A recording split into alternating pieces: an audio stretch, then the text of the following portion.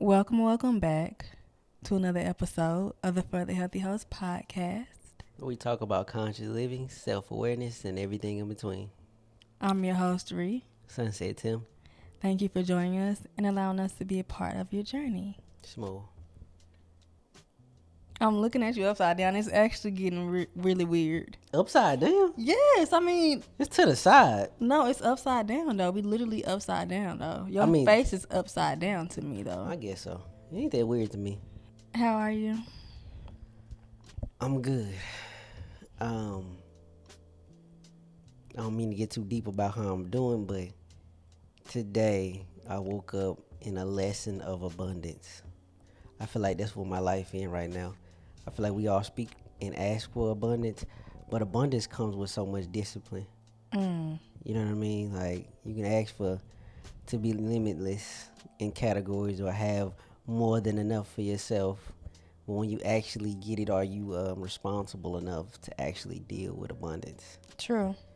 And today I realized, of course, I still got work to do with abundance and my responsibility with it.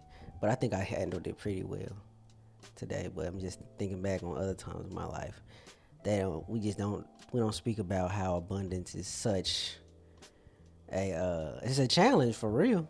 It's a trial. Yeah. It really is a trial to be given a lot. Takes responsibility to actually handle it. Agreed. You know, I felt like the other times in my life I didn't handle it well, but right now I'm at least conscious of handling it well. I think that's the biggest difference. I'm conscious of it. I agree, and I feel like abundance in itself is a mindset before it can be a tangible thing. And sure. I think a lot of times when we do receive tangible abundance, our mindset isn't necessarily always in an abundance mindset. And so when it's not, if it's in lack, you don't know how to handle that abundance, and you don't have that discipline that you talked about when it comes to handling and nurturing the abundance that is rightfully yours. You feel me? I do. How you feeling? You know, how am I feeling? I actually feel really good. Awesome, brother.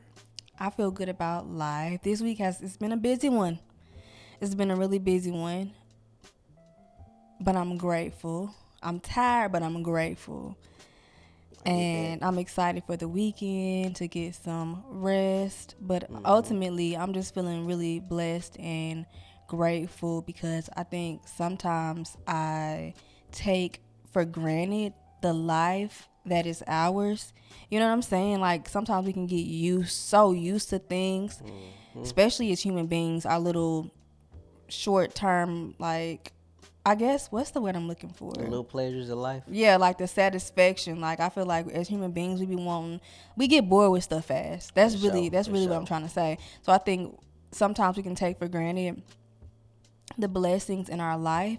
So I'm really feeling very grateful for all that I have, for all that I don't, and for all the beings that I come in contact with, and all my connections, all the people that I love. You know? Facts. Don't ask us how we doing. Don't ask us how we doing, because we gonna tell you for real. Don't ask me. Don't ask me. Don't give me no gun. You know what I'm gonna do with it. You know what I'm gonna do. You ain't got time to hear me out for how I'm really doing. Don't ask me how I'm doing. Exactly. Don't ask. Don't ask. But I do got time for y'all. How y'all been? How are y'all doing? Take a deep breath. Inhale through your nose. Exhale through your mouth. Remember, you are alive. You are experiencing life. Check in with you. It's meditation, Ree. Yeah. I feel like this is podcast. I mean, you got to get into different modes. Yeah, I feel you on that. Okay. With all the acquaintances and all that shit out the way, what we rapping about today? Today we're talking about the fundamentals of spirituality. And spoiler alert, we're not going to tell you how to be your spiritual selves. I think that's a good one to say. Yeah, I think that as human beings, it's easier Like, we be wanting people to tell us how to do things, how to For live sure. life. Yeah. It's easy. We don't want to think. We already had to think about a million things. You know Yeah. what I'm saying? And it's easier for people to tell you exactly what to do. It can feel easier. Yeah, but spirituality don't got no. Yeah, and we're not here to tell y'all what to do. We're not here to tell y'all how to be your spiritual selves. Yeah. We just here to talk about our experiences and how we feel. Yeah, you know what eases one person's soul may not work for the next. So Exactly. it's very spirituality is very custom. It's an individualistic journey, you know? Yeah, to each spirit they own. Yes. So what is spirituality like? When you say that, what does that mean to you? I've never actually even asked myself how to break that word down. You know what's funny is that whenever I started this journey back to myself, because honestly that's what I feel spirituality is. It's getting reacquainted, reconnecting with your spiritual selves, because as we've all heard many times before, we're both humans. We're spiritual beings having a human experience, and I think that sometimes we get distracted in this human experience. We get sidetracked by, earthly things. Cars, clothes, hoes, all that. And I think it can be easy, especially if you don't have people in your life, especially as a young child. If you don't have people in your life who have spiritual practices, I think it can get easy to distance yourself away from your spiritual self. So for me, spirituality is about reconnecting back to my spiritual self, reminding myself who I am. But as I was saying, whenever I first started this journey, I didn't even consider myself spiritual. It's funny because sometimes it takes other people to tell us who we are. Yeah, like to show us something. Yeah, sometimes it does. Like, we don't realize, because we are with ourselves every single day, and these things seem kind of mundane to us. Facts. So sometimes it takes other people to tell you, oh, I noticed this about you. You're this. You're that. But I didn't consider myself spiritual. I didn't consider myself a spiritual person. I had reached a point in my life where I was just like, what the fuck? Like, I had to pretty much find myself again, because as I said in the beginning, pretty much since I was born until I was 23 years old, everything was mapped out. It was all planned out. I had my mom, people in my life telling me what to do, telling me how to do things. But when you remove yourself, and naturally, like, as we grow into adults, we remove a lot of times from situations like that, where people are telling us what we should do and how we should do things. And so I was in a space where I was kind of just living my life on my own. That freedom, that abundance I speak about. Yeah. And it was in that moment, like, it's crazy because it got dark. It got dark first. And in that dark, I had to find a light, and the light was me. It was my spiritual self. It was remembering who I am and continuing to, I guess, just really understanding that this journey is a lifelong journey. And through it all, through the human experience, remembering to stay connected to my spiritual self. It's spirituality to you. Yes, that's spiritual. That long-winded answer, but yeah, that's spirituality in a nutshell. Just reconnecting and remembering myself and the higher power, the higher consciousness that is within me. What about you? What is spirituality to you? Well, it's such a hard thing to define. Yeah. But spirituality, like, when they talk about the word, when I hear the word spirituality, I think the first thing is mental. It comes next for me. Just like mentality. Okay. It's like how you live. Okay. I feel like spirituality, when a person is actually spiritual, it's just a person who kind of lets their inner energy guide the decisions. Yeah. That's what spirituality is to me. So when you talk about, when somebody mentions, oh, that's a spiritual person, for me, that just means that when they make decisions, they think about how it affects them spiritually. their energy, how will their energy, the thing that, man cannot create, how is that going to be affected by this decision? Yeah. That's what a spiritual person is to me. Because anything outside of that, then you just making decisions on mental or out of survival mode. Yeah. Or whatever it might be. I think relying on your core energy is spirituality. Mm-hmm. And that's what it means to be a spiritual person. And like you, for me, I had the abundance for a long time though. Like I wasn't really guided like you was as a kid. Nobody told me what to do, when to do it. I had no curfew when I was like 14, 15, like Crazy. Like I had no curfew or nothing like that. I knew to come home at a good time during the week. But if I walked in the house at 10, my mama wasn't finna yell at me.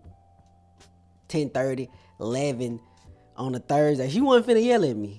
Like I wasn't getting yelled at for none of that. So I had the abundance early on, and it just kind of left me unguided because I wasn't listening. I didn't know nothing about spirituality. I knew I was alive, but I didn't know the spiritual energy that was keeping me alive. I didn't know it at that age, the tender age of 15 and 16. Even when I got older, 19, 20, 21, like I knew I had it. I knew what a spirit was. Cause they talk about the Holy Ghost and shit. I was thinking that. I was thinking about church because I was gonna ask you, did you have any people in your life who you felt like were spiritual? No, I ain't had no spiritual people in my life. That's why I was saying, like, I didn't have no spiritual guidance. Nobody talked about that. I didn't come from a big church family. That's what I was about to say. We went. We used to go to church, and I remember them catching like the Holy Ghost. And being a kid, of course, I was scared. I was like, "What are they like?" They look possessed. And now being an adult and remembering what it is that I was witnessing, that was a spiritual experience. Yeah, that was definitely you think the real. I don't. When I used to see people do it, I still to this day don't think it's like the Holy Ghost. I just think it's your spirit just like you unleashing it, letting it take over your body. Yeah, it's a release ceremony. Yeah. It's the releasing practice. Release ceremony. Yeah. We should sell that. I think it's a thing. I don't think I made that. We can't sell release. What you call it? A spirit? What you call it? A release ceremony. A release ceremony. I'm giving them out to anybody that's looking for a release ceremony. Okay, God. They're saying like 10.99s. 10.99s. It's gonna be fast. 10.99. You out of there? Gonna put a little water on your face. No, holy water. We're not selling spirituality. I can't stand you.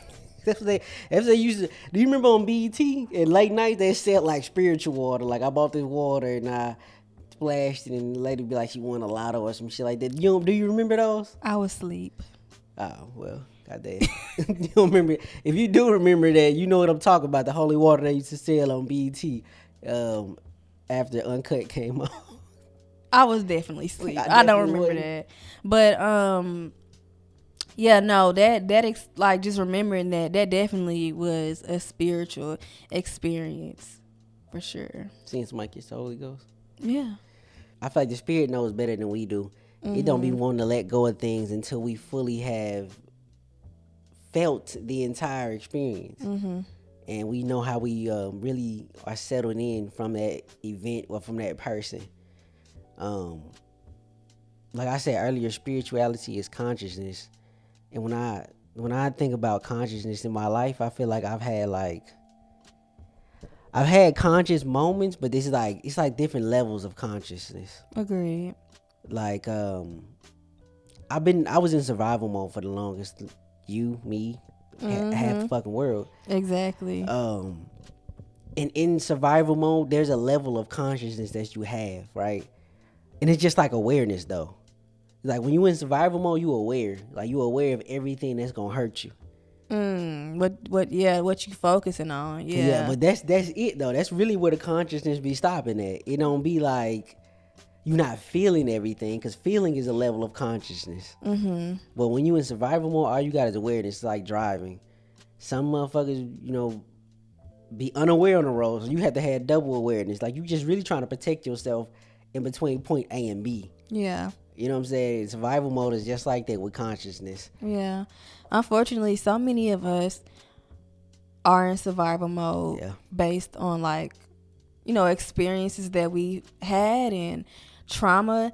And I think, like you just said, being in survival mode, it stops us from actually being able to experience our spiritual selves. Because, survival mode, you just really talking about preserving the body, excuse me. Yeah. You just want to survive literally to the next day. You just literally looking for a meal. You looking for something to keep your body going.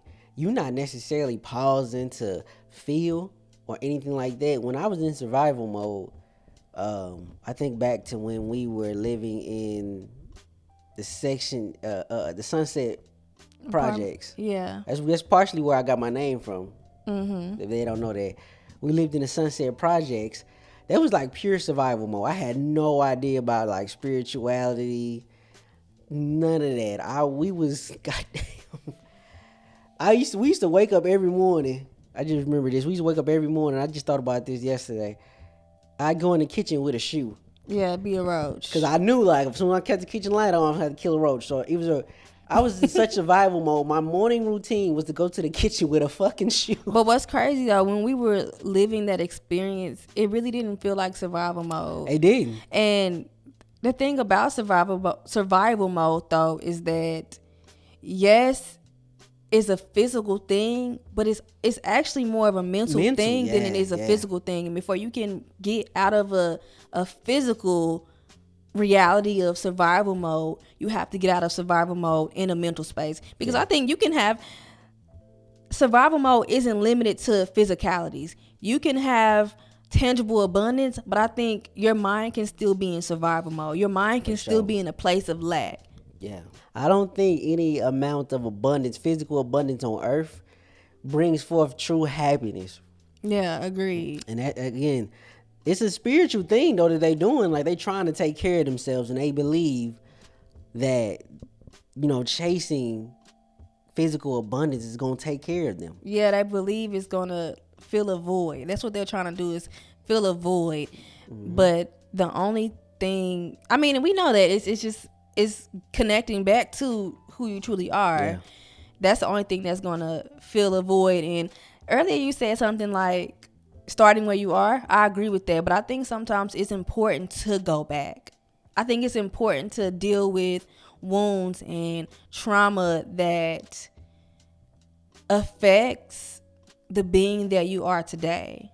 Mm-hmm. And something I learned about trauma too is that when I say start where you are, it didn't mean you couldn't handle past things. It just means that okay, you want to handle past things if the only way you know how to do it right now is to scream and yell your point across on how you felt. Then that's how we gonna get it across today. Yeah, you know what I mean. It just means starts where you are. You ain't developed if you haven't developed enough emotional awareness or enough I don't know. To get your point across without yelling, then fuck it. Today that's all we have, so that's the only thing you can use. That's what I mean when you say start where you are. I understand that. You know what I mean? I love screaming though. Like you do like to yell. Not at people. No, I'm just. No, you like yelling at me. Okay. You do. You like to argue with me. She like to argue, y'all. That's for sure. And I'm just saying, like, we need to just normalize just screaming sometimes, like just releasing, because really that's what we need to do, is just release the things that don't serve us. But going back to trauma, I've been kind of reading The Myth of Normal, and when I say kinda, I really mean kinda. Yes, sir. I really mean kinda. And it's really a good book so far though, and it was just saying that trauma isn't what happens to you, it's what happens inside of you. Yeah, I remember you saying I was like, whoa. Yeah. Wowzers. Yeah. Is that your hand? Yes, it is. Oh my God. Girl, just go ahead. I wasn't reaching for your hand, but that's fine. Okay. Cool for your hand. But because of that trauma and those past experiences, like I said before, we aren't able to experience our spiritual selves, and that leaves us in survival mode. And when you haven't dealt with those things, from those traumas, I think that's a spiritual process. Yeah. As we say again, everything is spiritual. Everything you do in this life is spiritual. Yeah. I think, do you remember when you had your first spiritual like moment? Like you just remember like, damn, I do got a soul in this motherfucker.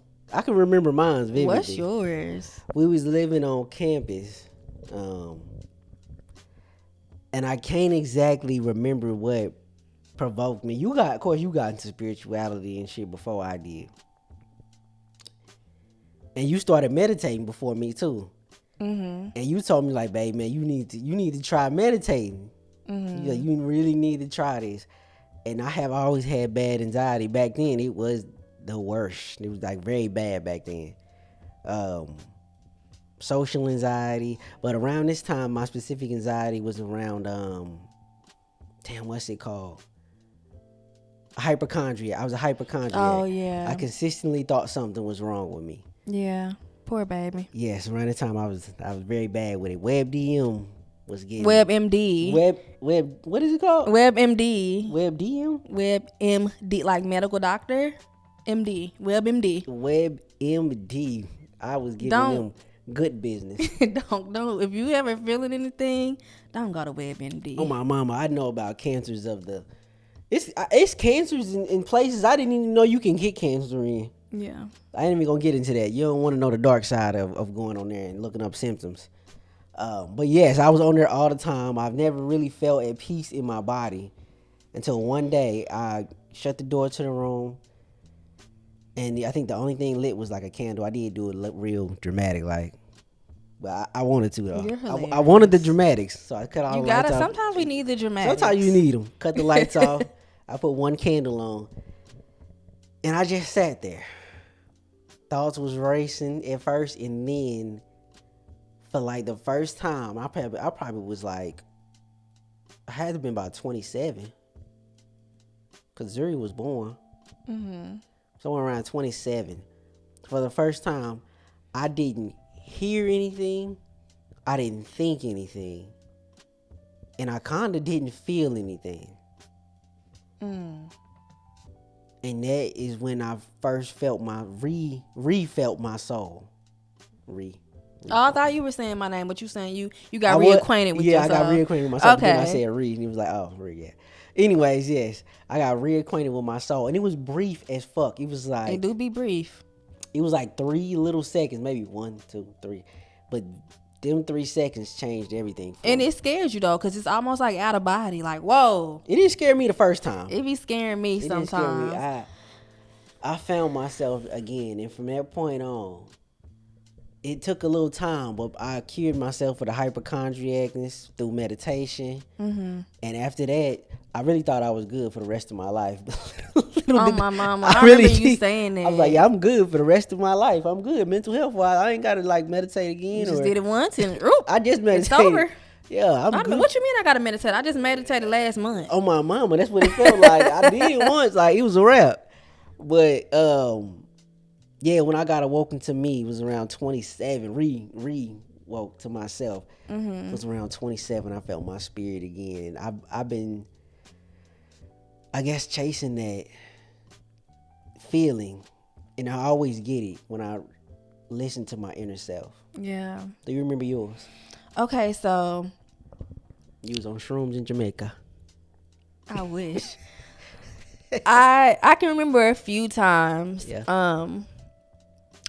Do you remember whenever I was reading the book You Are a Badass? And although like I wasn't necessarily meditating, that book blew your mind. I was like, because I was just like, I've been going about this all wrong. I've been looking at the world all wrong. Yeah, me too. Especially when like there was a part in the book that she was just like, I've said this before, but she was just saying like, you know, put the book down and oh shit. Yeah, put the book. I'm saying it. I'm doing it. Put the book down and look at all the things that are yellow. Right.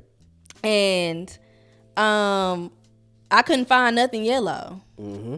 Because I wasn't focused on what was yellow. I think prior to that, she told us to look at everything that was blue. I can't really remember, but basically the message of that is that if you're going to find whatever it is that you're looking for. Yes. And I was just like, whoa, like I didn't realize how powerful I was. And it blew your mind because you couldn't find nothing yellow. But And the if book you know, was fucking yellow. If you know that book, You Are a Badass, is a yellow It's book. yellow. Yeah. So that part blew your mind. I remember I was when just like, whoa. I came home from FedEx. You was working at PetX. That's what our daughter Called it PetEx. PetEx. I was working at PetEx, and you told me that shit. I was like, it didn't blow my mind like it blew your mind, but I was very happy for you because nigga, you was at all for the rest of the month. Because I'm just like, no, because I don't think we realize how much power lies within us. Literally, whatever you give your attention to, it expands. And that blew my mind, especially because I was in such a dark space in my life at that point. And it just seemed like absolutely nothing in my life was going as expected. Nothing was going, quote unquote, right. And I was just like, damn, I've been focusing on all that was bad. I haven't been really paying attention to the fact that I have somewhere to live. I have a meal. I have a family who loves me, who I love. Like, and I think about that. I thought about that the other day. Because again, sometimes our life feels so mundane and we forget about the subtle things, the abundance in our life. Like having a family that you love and that loves you deeply, I was gonna say authentically, unconditionally, that is a blessing. Because I was thinking about when growing up, I didn't have that. I didn't experience that. Not a mama and a daddy who loved each other. To this day, they still have a toxic ass relationship that they try to bring me in the middle of. Not even getting there. We ain't gonna get into that, but my point is, things like that make me feel really grateful for what it is that I do have for my family. Not everybody has that. No, when I saw your mom and daddy relationship, it made me grateful for my mom and dad's relationship. I got to see love at a really young age. You did. Briefly, I really did. I got to see heartbreak at a really young age as well too. All of it gave me a perspective on life that I don't think I could have got with no other set of parents. Yeah. Shout out to Tony and shout out to Tim. Shout out to Tony and Tim. But my second time that I can remember is that we were actually living with my mom, and I had really just embarked on getting reacquainted with myself. And a background that I really come from is like, as we talked about a few weeks ago, not really allowing myself to feel. Go ahead. And I was at a space in my life where for the first time I had actually experienced struggle to an extent, because again, like I said, it was all mapped out. People was telling me what I should do, how to do this thing. And for the first time in my life, I was experiencing struggle, and I in a sense tried to run away from that feeling. I tried to run away from that struggle, but I sat down and meditated, and I just cried. I just cried and was able to really release all of those, I guess, that resistance. Yeah. I was able to release all of that and have a conversation with myself and with God. And in that moment, I knew that I was okay. I was okay. I knew that I would be okay. Yes. Another point, I mean, when you was talking, just made me think about this. I think sometimes when we think about starting a spiritual journey or a healing journey, I think that the media has spent it to where Talk. I already know where you had it. Oh my God, you love to get on the media ass anytime, or like ad, or like you love to get on society's ass. I do. That it's going to be a very peaceful journey. I believe that people think that once you like become conscious that you want to do it, you just like start doing things, you just start to feel so much better. In all actuality, sometimes like once you rip the Band-Aid off, it gets a lot worse. It get worse, yeah. Because almost picture yourself in a dark room, and then starting a spiritual journey is like turning the flashlight on.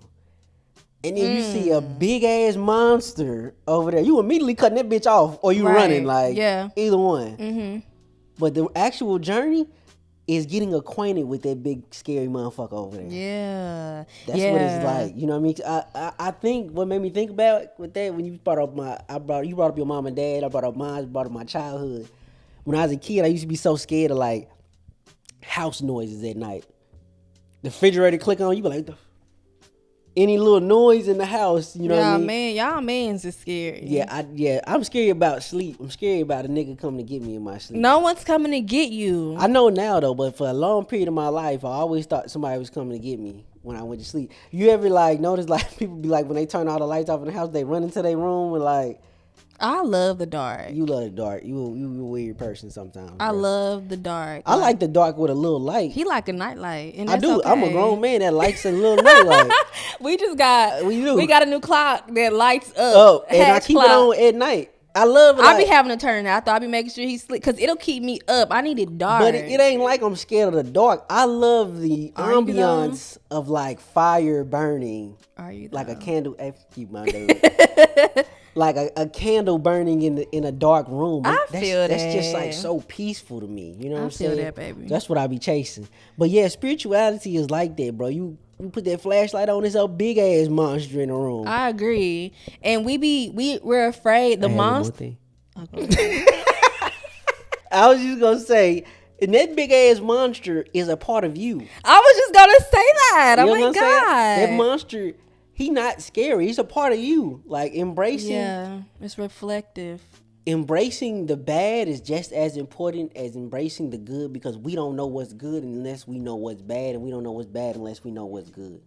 Yeah, You dig what I'm saying? Ditto on that dog thing. Ditto. I was gonna say that. You was? Yeah, I was literally gonna say we be like, it was just what you said was so symbolic. Like you put a flashlight. That's what a healing journey and spirituality looks like. It's putting a flashlight on all the darker parts of you, because in order to go deep, you have to understand and explore all parts of you. And that shit, it gets scary. Like that monster you put the flashlight on, it gets scary, and we tend to run away from that. And when we do that, we're running away from ourselves, and we in return never even learn about who we are, all these dark parts of ourselves. And darkness, it has a bad rap. They do. Because I feel like because we are miracles, the fact that we exist is a miracle. And I think the dark sides of you has positives to it. There's some light in the darkness within you. Yeah, it all works together. I think that as humans, we try to value people based on the good in them. But we don't necessarily try to value people based on the bad. I actually do, and I think I tried to explain it to you once, but like Explain it to me again. I'll explain it to you again. Like even the bad sides of Ree are positives for me, because somebody else's bad sides I just can't deal with. Okay. So the shit is just like, even the shit that your partner or your family might put you through, as long as it ain't like damaging to you spiritually or mentally or physically, you should accept them, because we are all born with good and bad. Agreed. Some of us just don't embrace the bad that much. I got badness in me. I have a bad tendency of one-trackness. Yeah. And I know my wife gets tired of it. She'll tell me something. Like we having chicken parmesan for dinner. I swear to you, 10 minutes later, I will ask this woman. And first of all, I've never cooked chicken parmesan for dinner. No, what? yeah. I know we vegan and everything, but that was the first food that came to my mind. And I will 10 minutes later ask her, what are we having? You be like, I just told you. And it hurts my feelings when it feels like you're not listening. It does. But you know what's crazy though? What? Because that's one of my things. It triggers me because I felt like I wasn't listened to as a child. I know. So it affects it triggers like that inner child in me, and it makes me sad. I know, but see, I try to listen better. I do. But do. This keeps happening. It's a part of me though. And they go to positive side. My one trackness helps me focus in on things and get shit done too though. So yeah.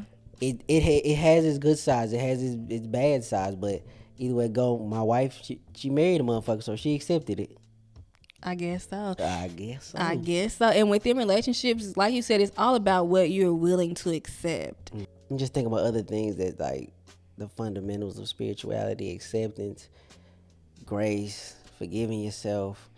Another one, a big one for me, is responsibility.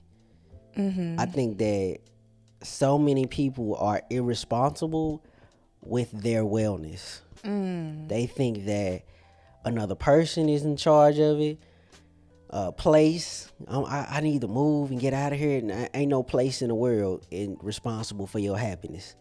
Ain't a person. It's not a product that they selling. Even if you see me sell you something, that thing ain't responsible for any happiness in you. Yeah. You know what I mean? We have sponsors on the podcast, so I'm not here to tell you that people don't make useful devices that can aid you. I'm not saying that, but it ain't no one item in the world you gonna buy and you just gonna be straight Without doing the work. Yeah, without doing the work. Yeah, agree with that 100%. So responsibility, I can start to, I'm trying to like gather the time period where I really started to take responsibility. And it was like 4 years ago, I think I started to take real responsibility of my wellness. I was journaling, meditating. It was like a daily practice. I was just really taking the responsibility. And I actually made a mistake in taking my responsibility. I added too much weight. Yeah. During that time period, to the point where like I had to stop everything. I kind of cracked a little bit because I was just doing too much journaling, meditating, and every other practice that was out there. I was doing all of them at once. I had added too much. Yeah. So everything got to be custom For sure. to who you are. Like we said in the beginning, you know, spirituality is different on every person. And understand also what worked for you. Like, Yes. what worked for you at that season of your life may not work for you in another season of your life. Like, you are a changing, evolving, transforming being. Sure. So what worked for me last week Might might not not work work for me tomorrow. I was consistently journaling for 3 years, and I have not journaled in almost 2.5. You journaled for 3 years? Yeah, I got it. I was just Wow. looking at them the other day. I journaled for 3 years, and I just stopped. And I was good though. I've been good, and it was the right thing to do. It felt like I was taking away from the moment just to go journal, and then I stopped. For me personally, it helped out. Stopping the journal helped me like be more into the moment Yeah. and forget the past a little bit, because that's what I was working on, trying to forget the past. It helped me be in the moment a little more, like you said. But for another person, journaling might be exactly what you need. in that Exactly. season. And like, it's just making me think about, well, I have two things to say. I'm gonna do one at a time, obviously. Responsibility. I think it's important to take responsibility of your wellness, your spiritual being. But I think something that I'm just now beginning to take responsibility of is my emotional wellness. I feel like, now, of course, don't get me wrong, people in my life do things Yeah. to evoke certain emotions. But I think sometimes I can get into blaming mode, into victim mode, and not handle my emotions how they need to be handled. Like, I can kind of make you, like, just being transparent, I used to make you responsible for my emotions. Did you feel that? I can see it now, but back then I thought that like I thought I needed to step it up or do something. And it wasn't you know your what I mean? responsibility. Yeah. Like, I would feel sad, and I would think like, he's my partner, this is his responsibility, Why? to make me Yeah. feel better. And it's never been your responsibility. Like, and even sometimes, like, I'll get quiet or I'll be alone and you'll be like, you okay? And I remember telling you last week, I was just like, I don't know if you remember this, I was just like, I just want to make sure I'm being responsible for my own emotions. Like, I don't want to put that on you. I want to be able to process this, because even like, I think it was the night before last, I had a conversation or something happened with my mom, and I thought I was good. I was like, I'm good, like, I'm okay. And he was like, are you sure? That day, I was like, yeah, I'm good, I'm fine. And then later that night, I kind of like had an attitude towards everybody in the house. Like, I was like, do you remember that? I was like, oh my God, I just stepped in fucking water. Oh, yeah. And y'all was like, Mom, Whoa, like, what's whoa, going on? big bro, and I was like, and what did I say? I still at that point wasn't He realizing, was like, y'all say shit all the time. I was like, y'all say stuff shit all the time. Like, y'all would be did the same thing if y'all would have stepped in some water. And then that morning, I woke up and I was like, baby, which was yesterday morning, I was like, I'm sorry. I was just like, I tried to like not feel a way about, I tried to not feel a way about this situation with my parents. And I was like, I was kind of embarrassed for feeling away. And he was like, it would be weird if you didn't feel away. Yeah, it would be. So I had to sit with those emotions. And my point is, when you're not responsible for your emotions, shit like that happen. You start going off on people that the people that aren't responsible, and the people that aren't even the cause of you feeling that way in the first place. Because really, who I wanted to go off was my mama. Yeah, that's why I wanted to go off. But yeah, so I had to say that about responsibility. And then what was the other thing? Oh, the other thing, when you mentioned, you know, you were doing all of these things. Yeah. Okay? Because I'm finna get on society. I'm finna get on the media. Oh, yeah, you have to use discernment when you're going on social media. You'll see these girls, guys, whoever doing a 50-step morning routine. Yeah. And I learned from myself, personal experience, just like you, that's exhausting. Oh, gang. It is exhausting, and it was not serving me, because I'm someone who used to journal every single day, and I still journal. I mostly audio journal now, but you have to slow it down and do it how it works for you. Again, it's important to use discernment. Like I said before, we want people to tell us exactly how to do these things. We see this person doing all this stuff, and it's like, oh, Reed's doing all these things, and she seems great. I should do this, I'll be great too. Yeah. And it's just like, no. It's like, get the 5-minute journal, and you'll be well in 5 minutes. You hear me? And nah, man, you have to literally. These journeys are individualistic journeys. You are an individualistic being. Baby. An individual being. Go off. Go off. Not go off. You're an individual being, so your journey should be catered to you. What works for me is having a few non-negotiables. Like, I know for me, I gotta move. It's like, and it's all about knowing yourself too. Yeah. I know if I don't move my body, and I'm gonna feel away, like whether it's running or doing a simple stretch. I'm with you on that too. I gotta move my body, because with that, you're releasing so much. You're giving your body what it needs, and just movement is just such a mind, body, soul experience. I know I gotta drink me some water. I know I gotta stay off my phone. That's really it. It's that simple for me. I know I gotta eat something nutritious, which is more than likely a smoothie. More than likely a smoothie. A smoothie.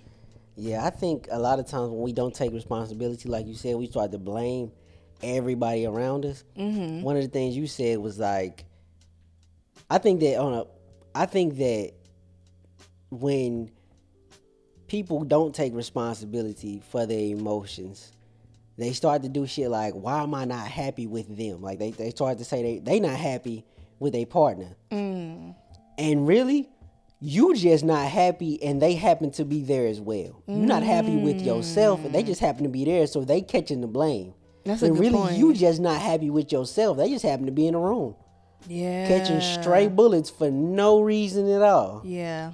Responsibility. And you just end up hurting the people you love and pushing the people you love away. Yeah. Because you can't take responsibility for things in your life. Yeah.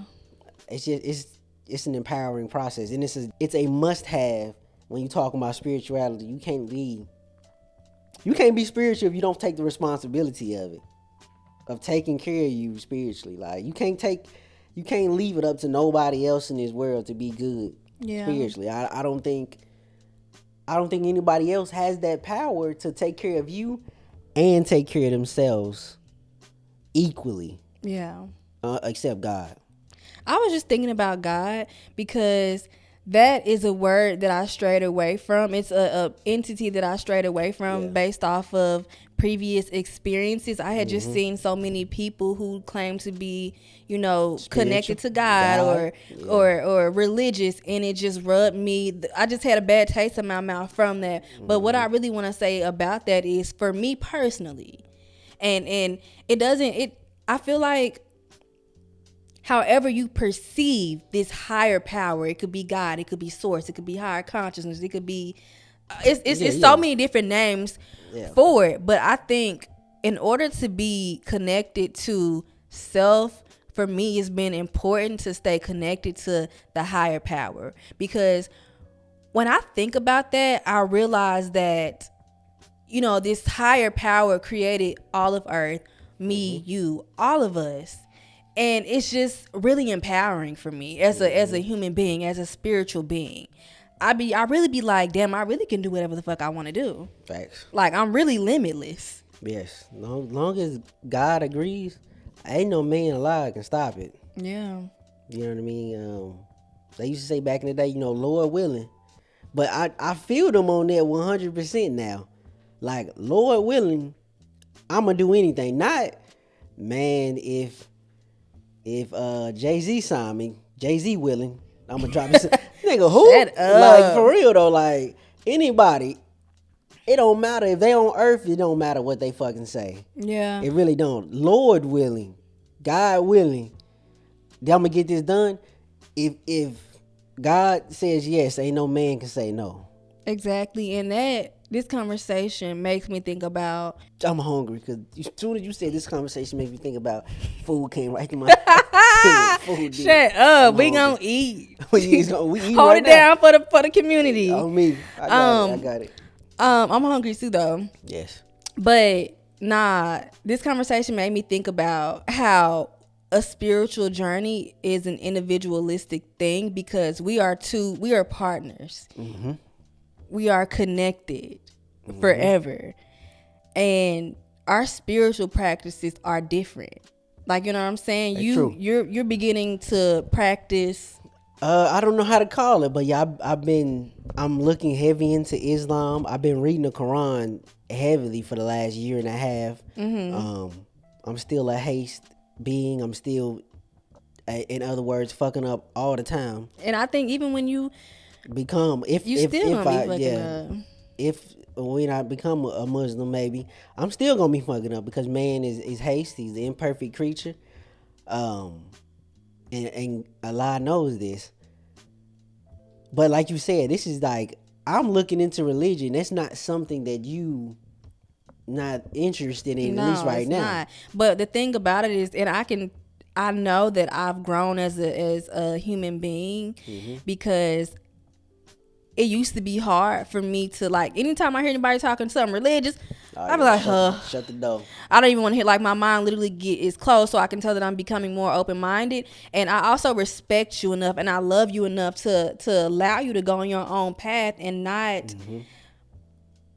not say things to interrupt this journey that is yours. Because, like, I think praying is a spiritual thing. Yeah. When you're praying, that is a spiritual, like when you're literally on your knees praying. Yeah. That's a spiritual act. And because of you, I've been able to add things to my journey. Yeah. That serve me. Yeah, I have. Like, now we pray as a family. It was just me. I pull out my little rug, I pray, and then my oldest daughter started getting on the rug. No, I started getting on the rug first. I was like, I want to. You got on the rug first, then whoever. Thank you. Whatever. You got on it first. My oldest daughter, then now it's it's a night routine. Like, we don't go to sleep until we get on the rug and pray. All four of us are on the rug praying every night. You know what I mean? So blending our two beliefs and spirituality together, I do believe that you can have a connection with the higher power without being a part of any type of religious organization or anything like that. Or organized religion. Organized religion. Yeah. How you live your life is a religion. Yeah, how you live your life it's a religion, it's a spiritual act, it's a ritual, it's a prayer. Like I said before, when you know who you are, when you're deeply rooted in self, everything you do is then a spiritual act. Everything you do is then a prayer. Yes. So, with all this being said and this beautiful conversation we had with you guys today, we are coming to a close. Church is coming to a close. If there's remember they used to be like, if there's any new members that would like to get up and say anything. And it was me. It was you used to stand up? Well, not when the pastor asked if, new members, when he was like, does anybody want to give a testimony? I was always giving my testimony. What did you have to say? I was like, How old was you? I was young, like 6. What? Like, all the kids had something to say. Like, we was just happy to get up and say something. We was just like, well, if y'all sit y'all ass down. We was just like, I'm happy to be here or something like that. I can't really remember specifically. You had a good church. Keith, us, we ain't say shit. We ready to go. Yeah, it was the town that my grandma was the mayor in. That's where the church was. Nah, I was ready to go. I used to be pissed when people still like, oh my God. Well, this wasn't towards the end. It was, well, maybe it was. I can't remember. Well, our church did it at the end. I can't remember. But yeah, I always had something to say. Me, pastor. Oh my God. I got something to say. Pissed, bro. Well, yes, it's come to an end. Lead us out, Pastor Ree. Is there anything you want to tell the people before we go? Yes, my new single. It's a good headspace song. It while is. I'm reading up, it's really a good Yeah. song. Nefertiti. Called Nefertiti. It's out now. I think a really good headspace song. It's a really good vibe. Really good repeater. Just like when you thinking and you really just need really a vibe. You know what I mean? Set the tone for you. Absolutely. Yeah. So go check that out. Go support. Yes. I don't got nothing I want to say. I'm just like my little inner child say. I'm just happy to be here. Just happy to be here. But thank you guys for allowing us into your space. It truly means the absolute world to us. We're sending you so much peace, so much love, so much abundance, and everything you need in this moment. We'll talk to y'all next time. Bye. Say peace. Peace. Don't say smooth. Yeah, somebody got on me about this shit. They ain't hear the peace at the end. So yeah. Peace. Peace.